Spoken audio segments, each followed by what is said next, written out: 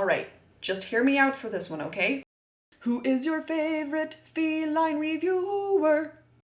Hello folks, welcome back to Stuff I Make Because I'm Bored. My name is Sin and I will be your host, and today we're going to be talking about Puss in Boots: The Last Wish. So, Puss in Boots: The Last Wish. I saw it in theaters in 3D and I saw it again at home to review it. So let's go over my spoiler-free thoughts of the film. Overall, Puss in Boots: The Last Wish is a fun, fast-paced story with a simple and sweet message. It's got a straightforward plot, doesn't beat around the bush. The characters are interesting and mostly feel well-rounded, and are, for the most part, voice acted well. The look of the movie is a gorgeous blend between 2D and 3D, with 2D effects and broad paintbrush textures everywhere. It's very well integrated into the overall look, and it lends to this visual flair that's very pleasing. The animation, in true DreamWorks style, is very lifelike and fluid with great weight. DreamWorks excels in making sure that all their characters feel like they have weight in motion, and this movie is no exception. The fight scenes felt impactful and punchy, and the shots and scenes with different frame rates really help build the tension overall. Overall, the character design is fantastic, honestly. I especially liked Big Jack. I have a fondness for characters with completely weird proportions, which he is a perfect example of. A little bit like me, I guess, with his gigantic arms and giant hands.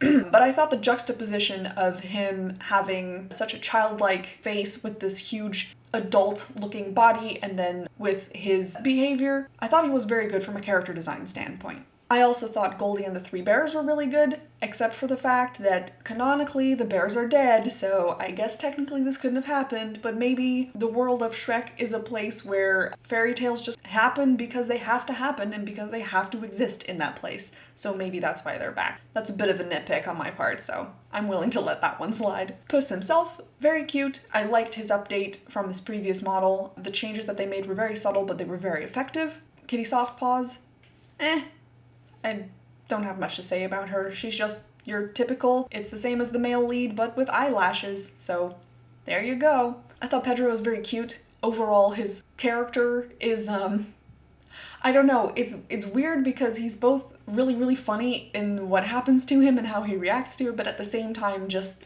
a little uninspired, almost. A little boring, a little bit predictable, but I really liked what they did with him. I thought he was quite effective in the film. And then, of course, my favorite character of the whole film, who could have guessed this? Death. Fantastic, no notes, perfect character. I loved his design. I loved the imposing nature of him. I liked how he showed up in the distance. I liked a couple of times where he does the whole, like, I'm watching you, puss thing in the distance, and when he puts his fingers up to his eyeballs, it's almost like he puts his fingers inside of the eye sockets. It's very eerie, very creepy. And in 3D, his snout was very much enhanced, which gave him this extra creepy lunging towards the viewer feeling, which I thought was super effective. Well, you know what? I said no notes, I have one note. He should have been in the movie more. That's really it. That's my note. Everything else about him is perfect. He's perfect. I want more of him. Then I would like to talk a little bit about the voice acting. Oh boy. Well, there were some good performances, and there were these ones. Is it the map to the wishing star? Let's get it!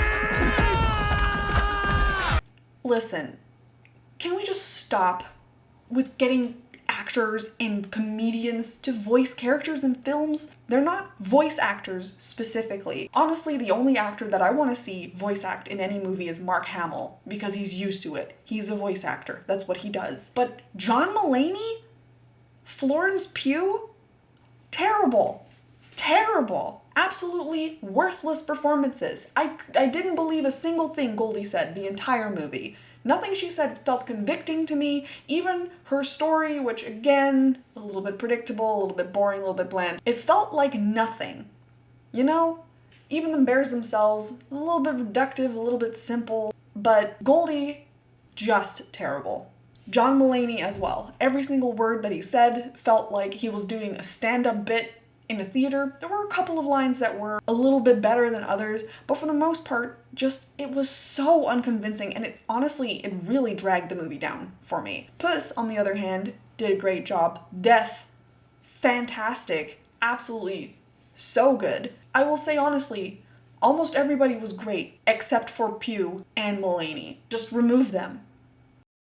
Well, talking a little bit more about the aesthetics of the film, I thought they did an amazing job blending 2D and 3D. There was this amazing effect where things that were more in the distance really looked like they were painted on with a brush, especially in flashback scenes, which I thought was super effective and just visually so stunning. Cannot stress this enough. Beautiful, gorgeous, loved it. Loved it. There's a couple things that I'd love to say, but I would get struck down with an NDA and then I would not be here anymore, and that would be sad. There was also a couple of cool things that they did with the animation, which was the changing of frame rates, which they did occasionally for fight scenes, and this is going to make me very unpopular again. I thought it wasn't super well integrated. It felt a little bit jarring sometimes, especially the first fight scene with the giant, while super cool. And here's the thing that I need you to understand. I don't think it was bad.